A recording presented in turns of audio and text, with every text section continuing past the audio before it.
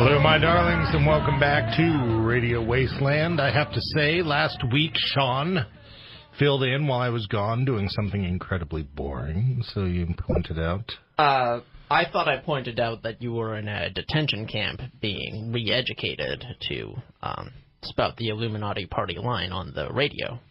I was. I mean, right? Did I not? Yeah, you I said, might have no. you. You said that I had told you where I went, and you said it was too boring, and you didn't remember. Oh, yeah, that does sound like me also. But, you know, I was just covering for your new position as an Illuminati plant. Right. So. Well, I had business meetings in San Jose, and so I was with the Illuminati. Right. So I was driving back, listening to the show, and I felt something that I haven't felt in a long time. Jealousy. Okay. I was a little jealous, man. You had a great introduction to that show. Well, you know, I wrote it down, and I was reading it. I didn't just wing all that stuff. Yeah, well, where's that paper today? Why don't we have that now? I don't know, because you didn't write one down for you. You're the one doing an intro. Yeah, but we need one. You know, like Richard, I think it's Richard Serrett, you know, has the screaming out of the desert like a Scirocco or whatever. Do you know what I'm talking about? I have no idea what Quite a few of the Coast to Coast hosts have their own little introductions, and okay, well, I'll make you an intro next week. Yeah. You need to write me something so that it can sound like I came up with it. Okay. And then you need to shut up. Okay. So that nobody knows it was you. This is sounding like a better and better deal all the time. Yeah. So how's your week been, Sean? Oh, not bad. Nothing too exciting. Yeah, I really have nothing to report. Yeah. You know, I wasn't in a detention facility, so I'm... Yeah, I wasn't either. I didn't have anything exciting going on. I mean, right. It was all what you were told to say. Right. It was all conversations with business stuff, which is boring. That is true. I'll tell you this. My game plan for my plants on my back porch has changed from try to get a flourishing garden to just keep them alive through the summer. Yes. I have bought another umbrella so that I can block them. Yeah, and it's just ridiculously hot outside in Reading, and it's not even as hot as it's going to get. As I understand it, this is the second sunniest city in the U.S. What's the first? Someplace... Yuma, Arizona, yes. Which I don't know anything about, but it sounds like a ghastly place. Yeah, the only thing I know about it is that there's a 310 that goes there. Okay, that's a pretty good movie, and I actually understood that reference, which is stars align there. But yeah, I don't know. I don't know why I live here. I hate the sun. Well, as you pointed out earlier, still badly sunburned from a trip up to Lassen. Right, from 2 weeks ago. Yeah, right. From 2 weeks ago. So... Yeah, and it's brutal. Jared just made the suggestion to me to get a mister, which lends to my other half of my problem. I live in, like, a family apartment complex, and all the kids and everything have abused their hose privileges, and we're now no longer allowed to use the hoses. They're all locked up. So I can't have a mister. I water my plants by filling up a bucket in my kitchen and then hiking it out there. Right. So your survivalist agenda is getting off to a rocky start. Well, I don't know. I'm hiking with water. That's pretty survivalist, isn't it? You know, there's a lot of walking with water. I would propose not walking with water is... Oh, okay. I just understood what you meant. Yeah, I got to put it on my head and hike it out to the... Yeah, okay. Hike it out to the back porch. That sounds pretty survival. Like, if you're going on hikes without water, that's more anti-survivalist than anything. That's aggressively unsurvivalist. Yeah, no, we're talking about like a clay pot with a crack in it. Right, no, I get it. Right. All right, so for those of you that don't know, Radio Wasteland... 2 days after it is live on the air here, it rebroadcasts on the Paranormal Para-X radio network. That's true. And tonight, our guest is Rebecca from the Para-X radio network. And, man, I really enjoy being a part of that radio network. Absolutely. It's totally interesting, and you get a huge selection of shows from the, like, totally professional shows to some serious grassroots stuff. Yeah, to some serious grassroots stuff. And I really enjoy them. And then plus you end up getting like these really specific shows, like shows that are solely about. I think there's a couple that are solely like about the occult. Yeah, but they can be about very specific aspects of the occult. Yeah. And sometimes I'm surprised when they're on there, and she tells me, and I'm just all, really? Right. We make a short show out of literally all the paranormal and a bunch of topics that aren't paranormal. Yeah. Actually. Yeah. If it's weird, wacky, or just mysterious or conspiratory, we want it. But for these shows that are very specific, it's interesting because here she is with a whole radio network with people with specific shows about werewolves. Exactly. They have had shows about exorcisms. Every show was about exorcisms. And it ran once a week, and that's a lot of exorcisms. See, when I hear that, I think like a cooking show. Like, we'll exercise Timmy on the air here and show you how it's done. Right. First you boil the water. Oh, God. Then you boil Timmy. Pretty much. Yeah. You're right.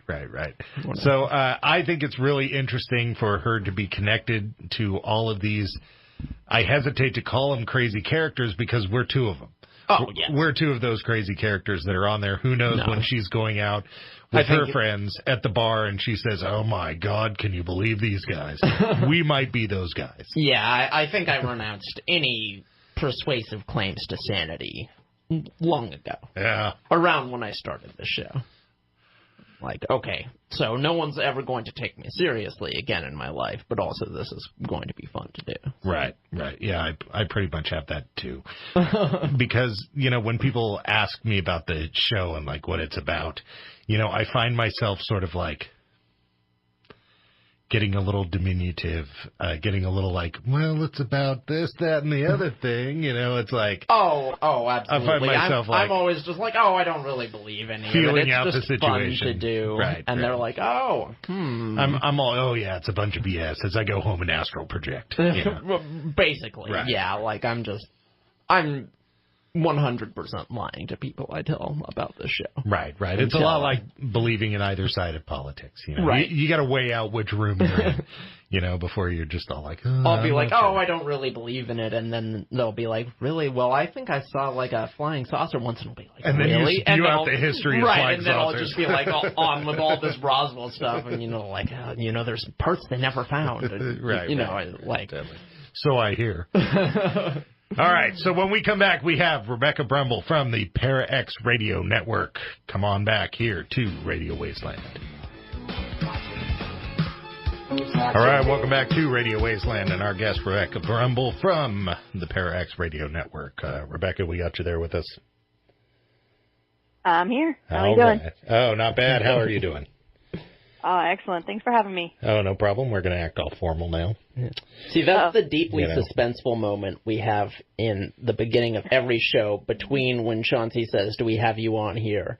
And when at our end we hear you respond. Right. There's this long one moment of sheer terror on our part. Right. Jared, our engineer, is probably taking a little offense to that because he's the one who makes it work. Oh, no, it's wonderful. All right, Rebecca, it's been a while since I read the About page on Para-X, but let's see if I remember correctly. You didn't start the Para-X, you took it over, is that right? Correct, yeah. So Para-X was actually founded by two brothers, Dave and Tom, back in 2007. And then Dave actually retired about a year and a half, almost 2 years ago at this point, and that's when we took it over and kind of kept it going. And so were you a show on there at the time, and there, how did that go? Were they planning on shutting it down and they were looking for somebody to take it over for them, or? Yeah, so Tom actually passed away a number of years ago, and Dave had continued running the network, and he was ready to retire. And at the point that he was ready to retire, I had a show since 2011, and my husband had a show since 2010. And so he kind of reached out to us and said, you're one of our longest running hosts. You do a lot of the promotion for us at this point. Are you interested in taking over, or are you interested in keeping this going? Because at that point it was kind of, he was ready to retire. He was ready to move on. So, if you couldn't find somebody to take over, we were gonna pull the plug on what we consider the longest running paranormal network on the internet. So we couldn't let that happen. So do you regret it? Was it too much? Was it more work than you thought it was going to be? Absolutely not. I love ParaX. I'm sorry, I really do. We have an amazing group of hosts, an amazing group of shows, and yes, there's a lot of work that goes into it. One of the first things I did was I completely redesigned the website. We filled in a lot of the schedule with a lot of new and interesting content. So it was a lot of work to get it kind of polished up when we first took over, but it's a well-oiled machine at this point, and it runs really well. Yeah, I agree. We really enjoy being on it. It was really sort of our segue from terrestrial radio to podcasting. We didn't really have anything like that going on at the time, so I think we actually maybe took a little bit of the bass-ackwards approach compared to most people. Oh, yeah, that's true. Getting on local radio first. Right. Randomly, through sheer happenstance. Right. So, for our listeners who are maybe interested in this sort of thing, how do you vet people to get a show? Yeah. So the initial way that you want to do it is you would go to our website, and on our contact form, there's actually a form that you'd fill out. You kind of let us know, this is who I am, this is what I'm interested in, this is kind of what I want my show to be. Or if you have an existing show, you say, hey, here's the link to my show. Just let us know who you are, because the way that we kind of decide who gets to be on the air is, are you interesting to talk to? Are you interesting to listen to? And do you sound like you know what you're talking about? I might not necessarily believe everything that you might want to put on your show.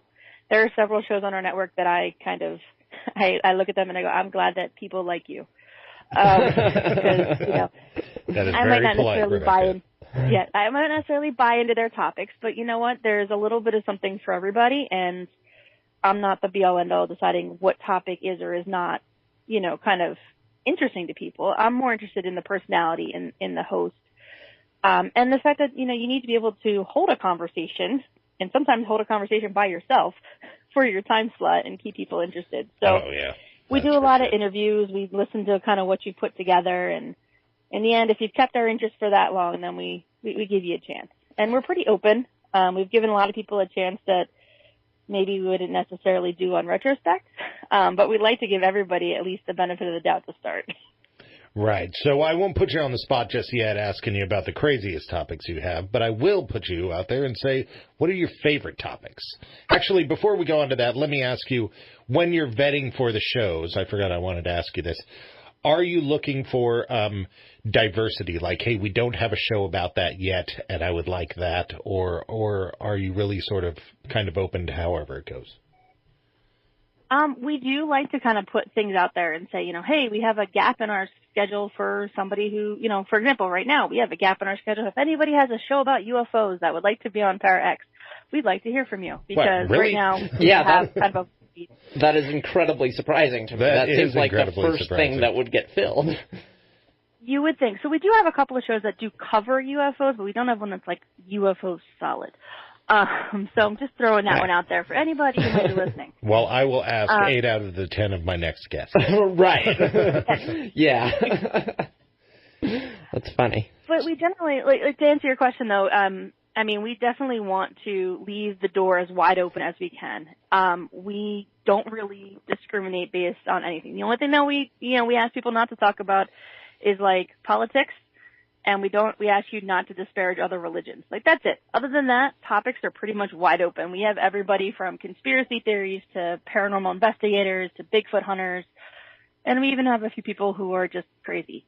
So it's all good. So what's your favorite topic? What's the topic that brought you into this fold? I am a history nerd, far and beyond anything that anybody else has ever seen. So I love historical sites that have ghost stories behind them. I love urban legends. I love, kind of learning about not only the ghost story, but then learning about what actually happened and being able to tie the history of a location, the history of the bricks themselves to some of the stories that people tell about those sites. So you're definitely paranormal ghosty, paranormal ghosty. I am, yeah. Yeah. And so do you find that that a lot of people, that seems to be one of the big three to me. And in this paranormal stuff, the big three seem to be on the paranormal side. On the conspiracy side, there's its own big three, but it seems to be ghosts and hauntings, UFOs, and big feet. And yes. Yeah. And I'm always amazed when I'm just still a little bit shocked that you don't have a UFO show on there, because it seems like that would be one of the ones where you would be saying, okay, we have enough of these. Right. I mean, in fairness, we do talk about UFOs a lot. And I'm sure several other shows that are on there do as well. Yeah, I mean, there are a few shows that, cover UFO topics, and then they kind of swing to something else, and then they swing back to UFOs. But we have nobody who's and I'm actually, to be honest with you, I am shocked, and I'm shocked at how hard it's been to find somebody to fill that hole. It's amazing. I can find anybody all day long to talk about mediumship. I have people who can talk about tarot card reading. I have big feet hunters. You name it, we got it. We got 2 shows that cover history. We got all kinds of. I even have a guy that all he does is conspiracy theories. I have a guy that does true crime, but I can't find somebody to tell me about aliens. Yeah, Sean's our resident researcher guy. I might. Okay. We'll just assume that's true, but keep going. It's true. I wonder if there's a decline in, while UFOs are all over the place still, I wonder if there's sort of a decline in sort of belief and research in them because we live in this media day and age, and I bet you it's not as monetizable as it used to be. Because everything can just be said, oh, that's Photoshop or this, that, and the other thing. And when we're dealing with ghosts and spirits and we're dealing with mediumship, we're more dealing with people's experience than we're dealing with physical evidence. I would definitely buy into that for sure. I mean, obviously, as I said, I've come from the paranormal side of things, more ghosts and hauntings and things like that. But I've definitely noticed even if you just go by the media culture, right now everything is demons. So everybody wants to talk about demons. Yeah. And then it'll swing, and somebody will come out with a really good alien movie, and then all of a sudden everyone will be all back into aliens again. So it's coming. Just hold tight. It's coming. Right. We just need Avatar 2 to come out, and it's going to swing back around. Right. Or what was that one in L.A. where they had the digital camera that they're running around, little handheld camera that made me nauseous? Was that Cloverfield? Section 8 or something like that? Yeah, it was. Yeah, Section 8. That was actually pretty good, wasn't it? I don't know, it just made me not. I get very easily seasick. You don't like the found footage? Oh, yeah. Yeah, my wife. It's just not like me. My wife can't play 3D Mario without getting sick, so I understand. I feel her pain. All right, well, we're coming up on our first commercial break here, Rebecca. You are listening to Rebecca Brumble from the Para X Radio Network here on Radio Wasteland. Come on back. All right, welcome back to Radio Wasteland, and our guest, Rebecca Brumble. We're talking about the Para X Paranormal Radio Network. Rebecca, I think we're going to have to put both of ourselves out there and possibly say something that any of us really want to say, but I think it's time that we talk about some of the craziest topics that we've had on our shows and on the Para X Network. So we got some winners. We'll we'll be vague about the names. Nibiru. But, yeah. Anything having to do with Nibiru. That's my pick. Yeah, that can be out there because, it gets really rough on some of these topics because there is such a wide range of this sort of, I don't want to call it infighting, but this, range of views. So. Oh, yeah. Well, when we had the Flat Earther on, they spent most of the time complaining about other flat earthers who had a slightly different flat earther orthodoxy. So, I think that's a thing that happens. Right, totally. They say it's convex, and I say it's concave. Pretty much. Right. So what's the craziest topic you've had, Rebecca, that you can think of? So I can't say topic because my show, like I said, we do a lot of history stuff, so we tend to get a lot of historians, so it's more trying to keep them interesting. But we used to have a host on, and he was the nicest guy in the world, but he seriously believed that there were dragons in the clouds, and that if you sent the right prayer up, the dragon would come down and swallow up your neighbors. Really? Sorry. And he seriously believed, and he had I say this with all due respect to him because he had people tuning in from all over the world to listen to him and his beliefs, and he was a unique in many of his characteristics, and that topic, kind of jealous because being able to put yourself out there like that is an impressive thing. Yeah, that topic is like a cross between Fear Thy Neighbor from the ID channel and Dragon Ball Z. That's like, that is some wild, crazy business, you know? And so, I mean, I sit here and I think, like, when people say that there's a disc-shaped cloud and that it's actually a UFO, I think that's pretty wacky, but I never thought about dragons up in there. Dragons, yeah. Well. And he used to have, every week they would have, like, a different dragon from a different cloud, and he would tell you how to summon that dragon, if you wanted to. And it was... It was very unique. I had to bite my tongue a few times telling him you're not allowed to threaten people on the air. But, you know, yeah, like I said, we're open-minded and we let people do whatever it is that they're going to do. Did you attempt to summon any of these dragons at any point? I mean, that seems like that would be my first step for me personally. But the only thing that happened was a bird pooped on me. But yeah, that sounds apparently I did not do it right. Okay. Well, it's one of the listeners. I think that can happen, yeah. It'd be funny if you go to his house to visit and it's like in this like suburban cul-de-sac and it's only his house with a bunch of burn marks where all the other houses should be. All right, so, you know, that leads me to, so him threatening people with the dragon leads me to what show or topic, and you can be as vague as you need to be, what show or topic did you get the most amount of complaints on? The most amount of like, oh my God, what is this? Not necessarily like this show is terrible complaints, but like complaints like what the hell is this? Yeah, I know exactly what show you're talking about. I can. We actually had to pull the host and the show from the air. He decided to take, so all of our shows get 59 minutes end to end with like about a minute of commercials. We don't have real commercials, unfortunately. We just have bumper music and things like that. So they get 59 minutes. It's a fairly large span of time that they can fill any way that they want. Right. This host decided to fill his 59 minutes with what he called a mass deliverance of everybody listening. And he then proceeded to preach for 59 minutes about how everyone was going to hell because we all believe in the paranormal, and how he was the only person that could save everyone. And then he started reading from the Bible. And again, I have nothing against religion. I practice a religion on my own. We ask people to kind of lay off the religion on the air unless it's part of a topic. Right. But he just went off on this thing, and we're just like, I got a phone call because I was at work that day, and I was like, oh. And that was the last time he was on the air. But this host had been on the air for several years. This was not like a new host that just decided to take his hour and, you know, shoot it into the breeze and see what happened. He had a show, and he had several shows, and he just decided this one show he was going to tell everybody that they were damned to hell, and here's how he can help you deliver them. What was his show about for several years prior to that? Just general hauntings and ghosts. Like, there was nothing super, you know, out there about it. It was just like this random, like, he suddenly had like a deliverance moment, or he was born again over the weekend and decided that he was just going to go all Bible on everybody. Yeah, well, that's the problem with being born again. You never know when it's going to happen. You know? It can be very inconvenient. Yeah.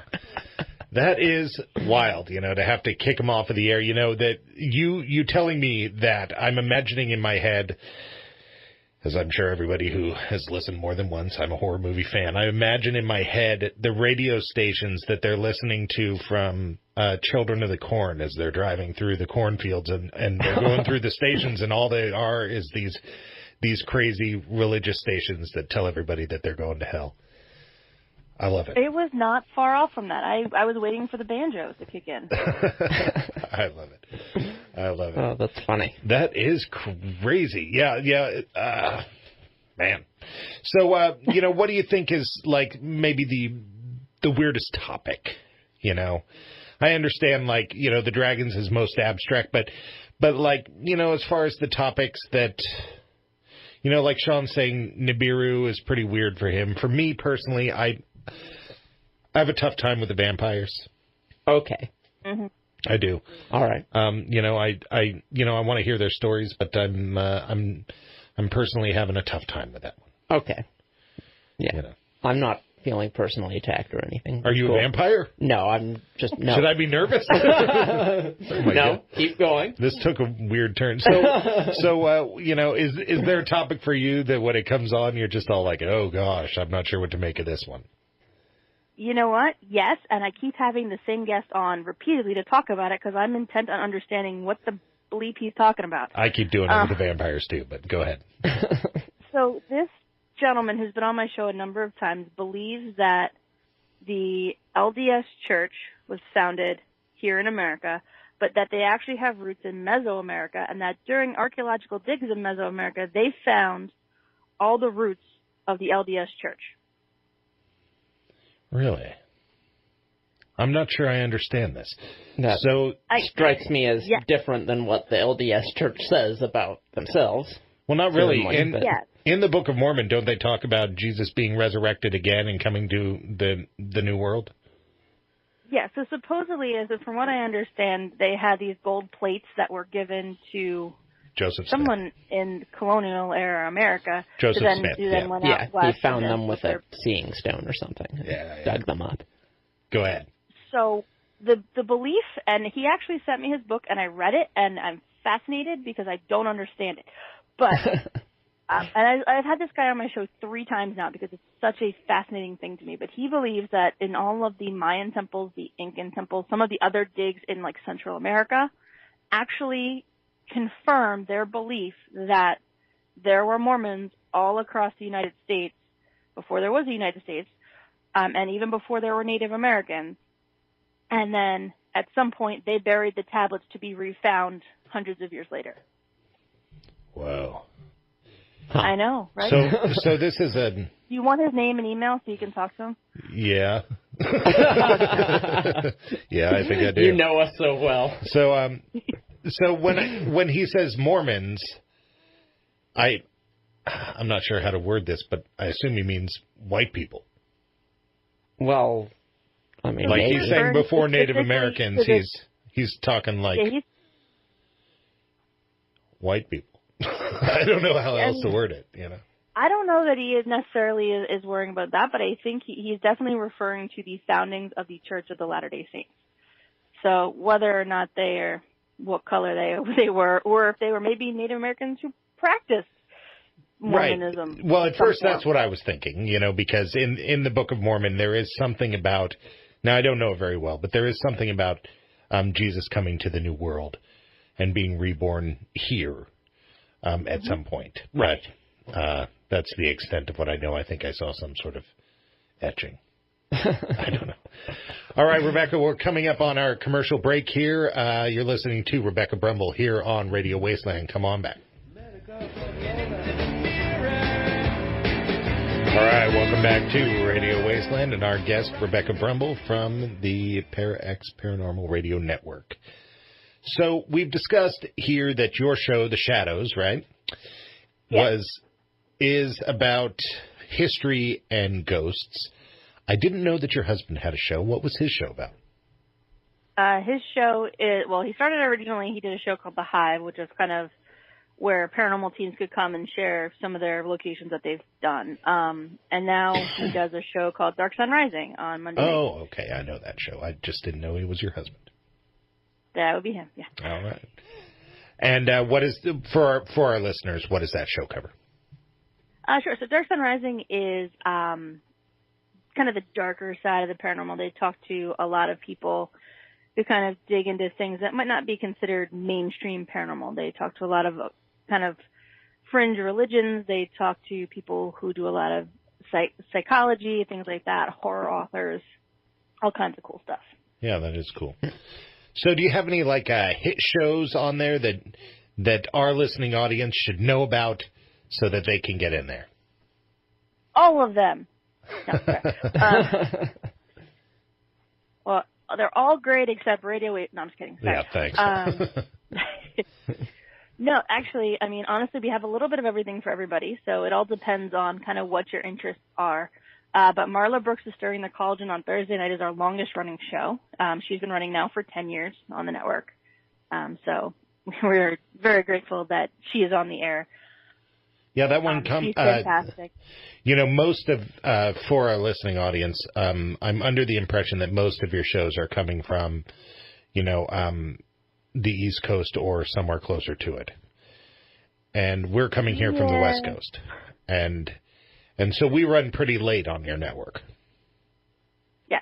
You guys are our late night hosts. Right. And I feel like what comes on after us a lot of the time is, it can kind of switch around because we're sort of like hitting the later hours at that point. But I do catch that Stirring the Cauldron one on a regular basis. And I think it's really interesting.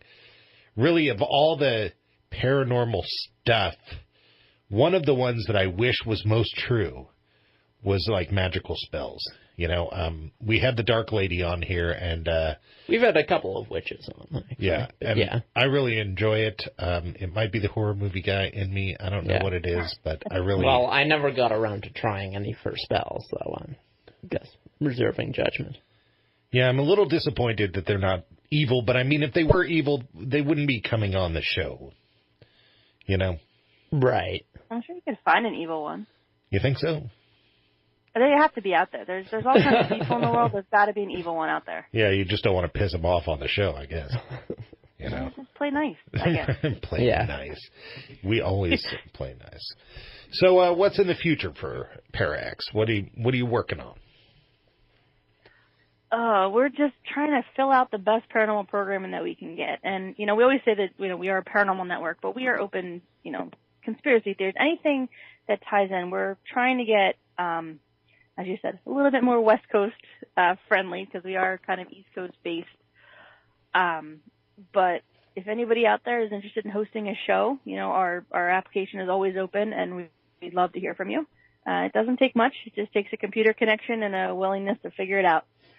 Yeah, I wasn't kidding when I was saying that we'll ask our next couple of guests, because we actually have quite a few UFO recurring guests and really sort of interesting guys, authors, Ryan Sprague, Mike DeMonte, William Poland. These guys are all who are good on the radio and like having a platform to share their thoughts. So and they're all UFOs, Yeah.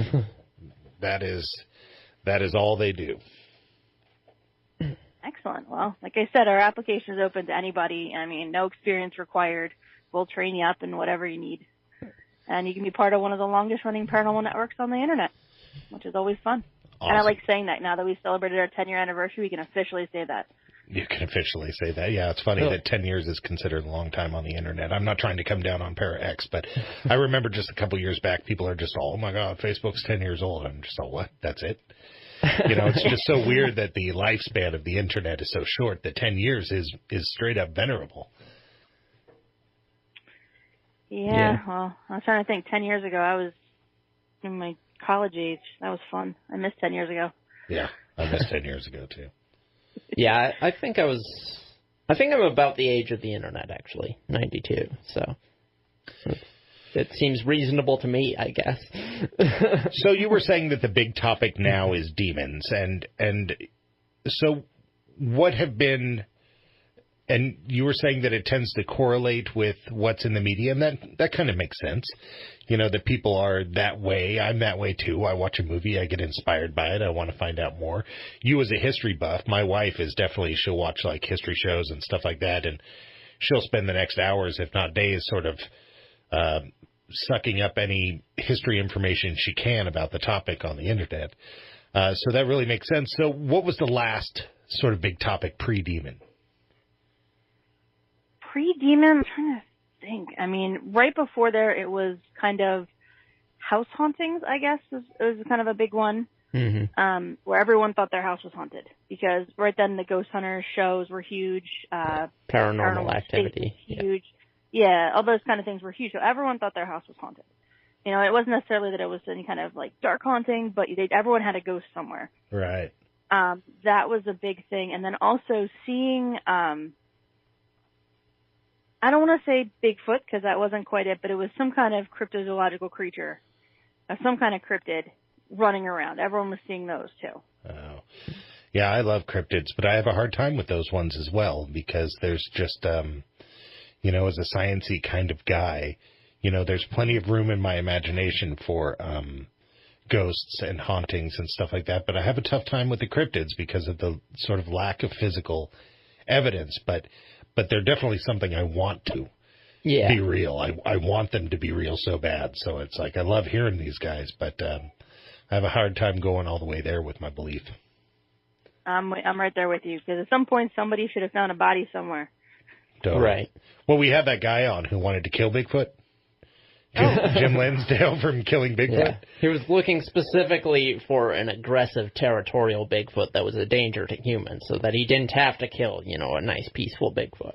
He explained that if he were not taking that restriction, of course he would have a body by now. It would have been very easy to bag just any Bigfoot. Right. So, right. You know. Well, the funny thing about him was that when I asked him, like, why he wanted to kill Bigfoot, he got all pissed, like, that I don't want to kill Bigfoot. And I'm all, your show is called Killing Bigfoot. You can't, like, get offended that I use that term, you know. Yeah. So, you know, it's he will reluctantly kill Bigfoot for the good of mankind. Right. Well, we're coming up on the end of the show here. Rebecca, why don't you tell our audience a little bit about where they can find out more about Para-X and where they can maybe sign up if they're interested? Absolutely. So para-x.com or paraxradionetwork.com, that is where we live. You can find our show schedule there. There's a chat room where you can actually interact with most of our hosts and a lot of our guests during the shows. And then also there is a summary of all the shows, so you can click on ones, learn more. You can sort by category, so if there's only a specific topic that you're interested in, you can kind of break it down and find the shows that are the most interesting to you. And then you can also find us on Facebook and Twitter at Para-X Radio. It's Para, P-A-R-A-X. Apparently I have an accent and I slur when I say that. So it's Para, P-A-R-A-X. All right. Well, thank you very much for being on the show. It's been a lot of fun. And anybody out there who's you know, needs some help tiptoeing into the waters, Radio Wasteland is on from 8 to 9 on Wednesdays, and I tend to be in the chat room as well. Come hang out and then stick around and listen to some more. You've been listening to Rebecca Brumble here talking about Para-X Radio Network on Radio Wasteland.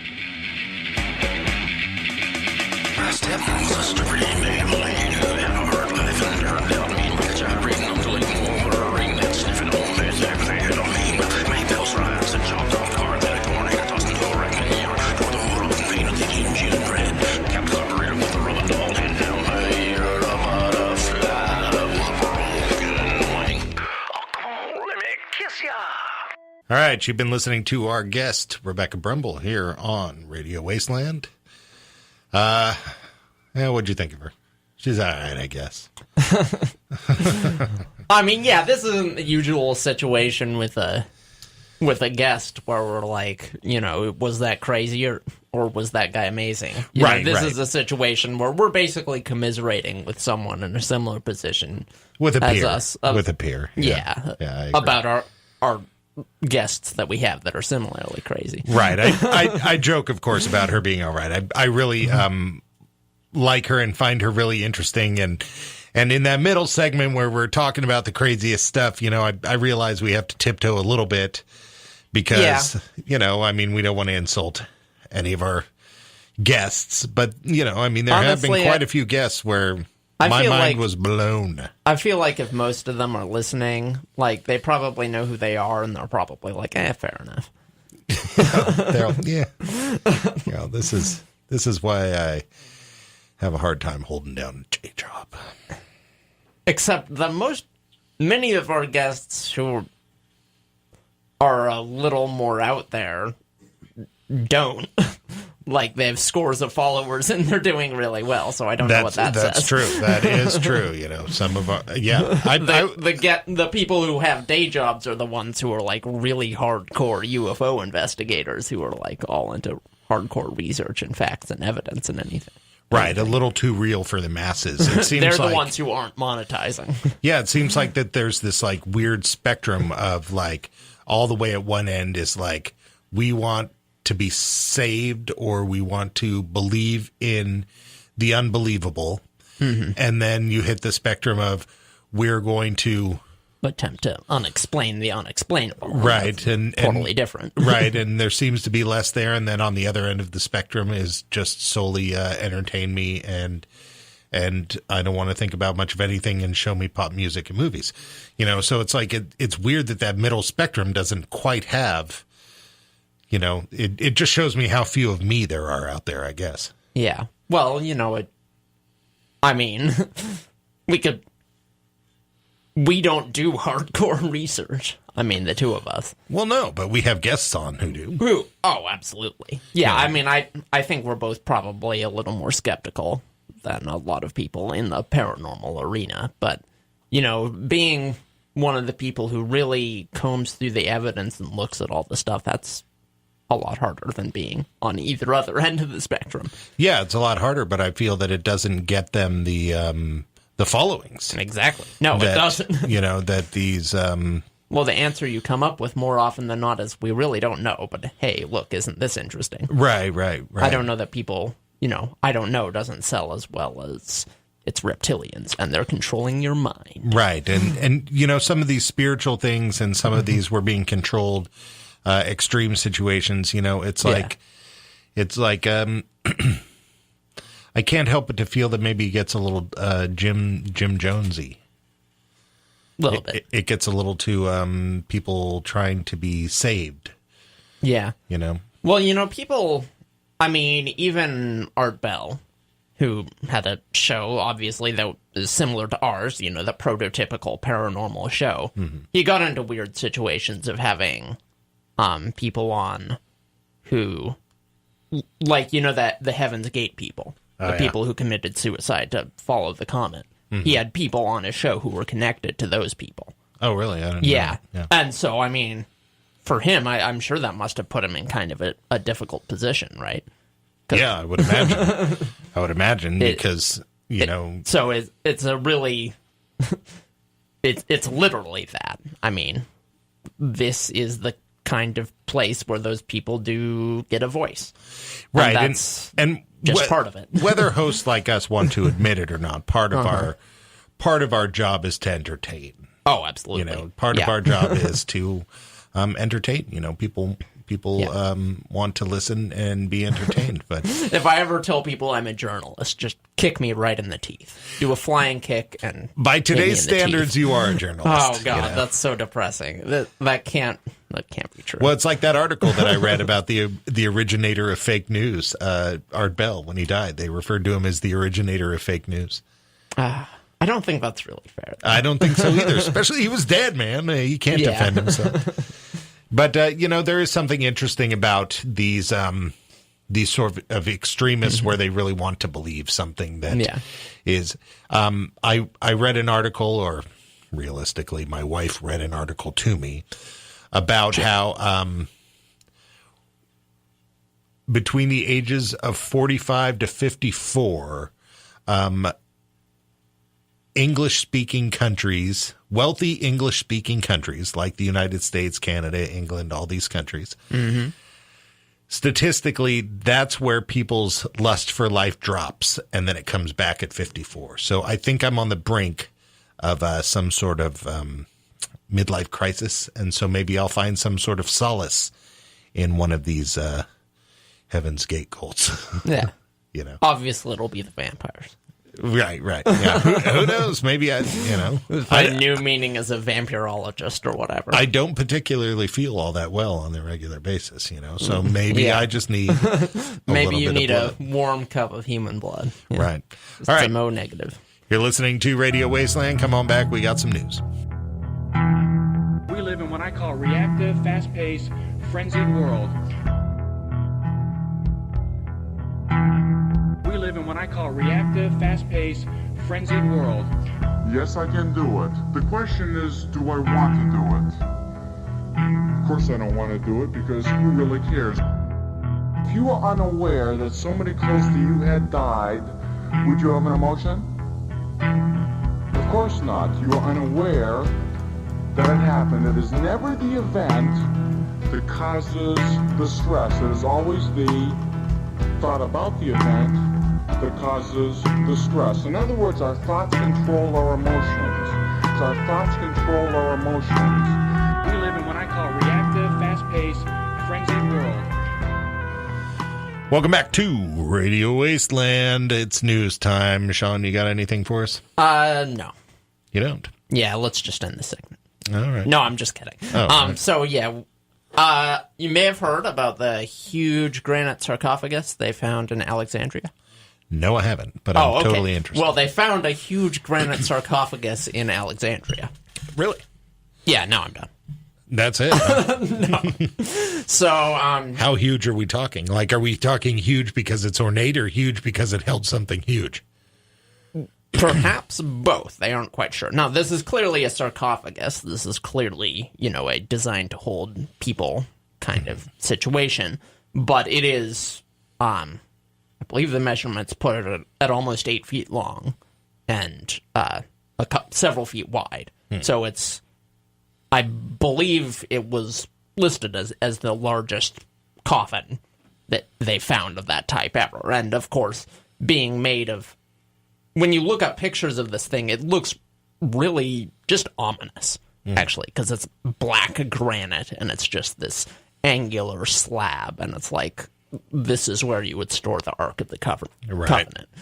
So there's all sorts of wild speculation right now about what it might be. Some people are saying, it's in Alexandria, it's from about the right time period, maybe this is Alexander the Great. It's possible, it's... that's a bit of a leap. Do we know if they opened it? They haven't opened it yet. So, Jared's here showing me a picture of it. Oh, yeah, it is ominous, right? So imagine for a second you're the protagonist in a horror movie. Yeah, and you're leaving work after you've had your establishing shot with your wife and kids or whatever, and you're leaving to go to work, and this is playing in the background on the news. Right. In other news, a huge mysterious granite slab was unearthed in Alexandria. Right. That's going to be the plot of the movie. Yeah, I can think of a couple of movies that already that slab, and all hell is going to break loose, right? Right. For you pop culture fans, it's basically Apocalypse and the X-Men. Well, exactly. Yeah, that could be what it is. So. Yeah, 8 feet tall, though, man. Yeah. No, I mean, it could be the exterior is merely very thick. It could be one of those weird Russian doll sarcophagus situations. Right. Well, that's actually a thing. There's, some massive coffins that contain smaller coffins. Right. Or it could be like a turducken where it has a really big guy inside with like a smaller guy in the inside of that guy. I guess that's also a possibility.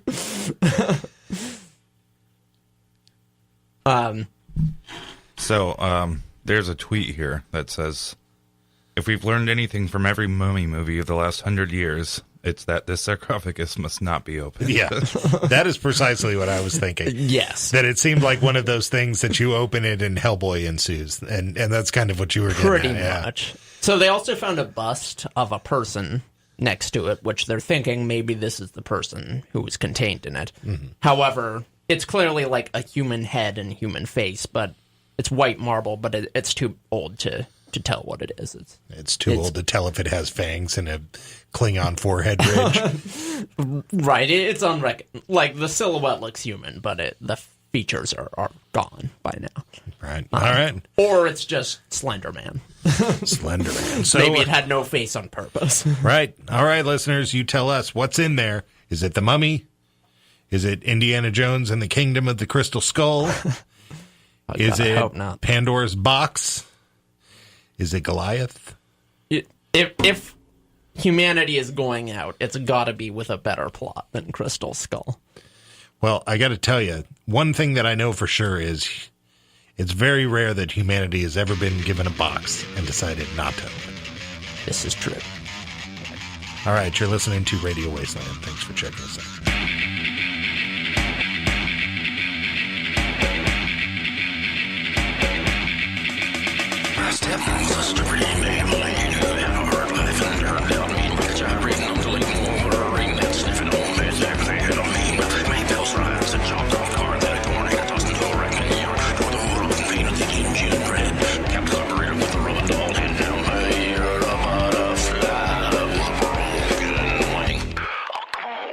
Kiss ya!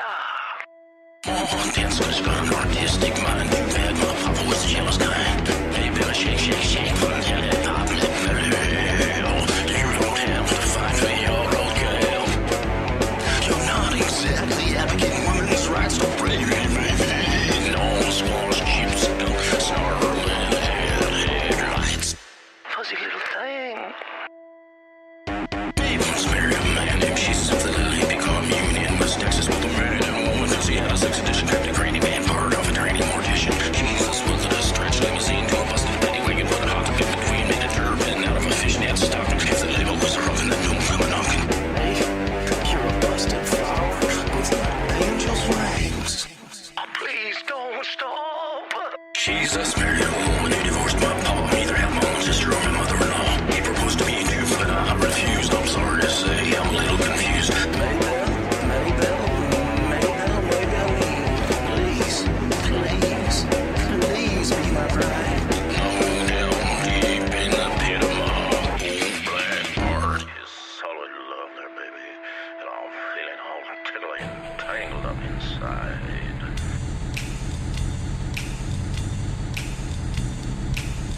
Small-town politics creates strange bedfellows, which is how Jesus' hippie clan became such a mainstay of the 4th of July Dickers department store chili-eating contest and Rodale parade, during which Jesus' chauffeur, Jimbo, gazed through the haze of the marijuana smoke in his rearview mirror and mistook Maybell's Dodge Interceptor for a police car in hot pursuit.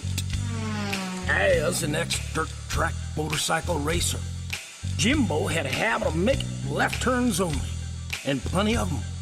So when he lit out and May followed, the whole caravan of raiding culties went whipping around the Woolworths block like a motorized spinner reel with a loosely beaded lure, the hand snapping off akin to an alligator lizard whipping around and separating from his tail.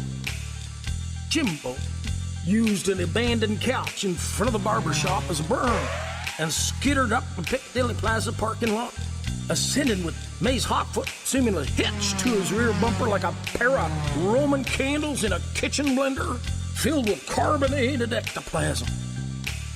Upon reaching the summit of the layered concrete mountain, Jesus woke up from his slumber to realize he was airborne and descended through the rooftop of the county correctional facility. That's how you might say he landed in jail. And how Billy got sprung. Oh, but that's another story.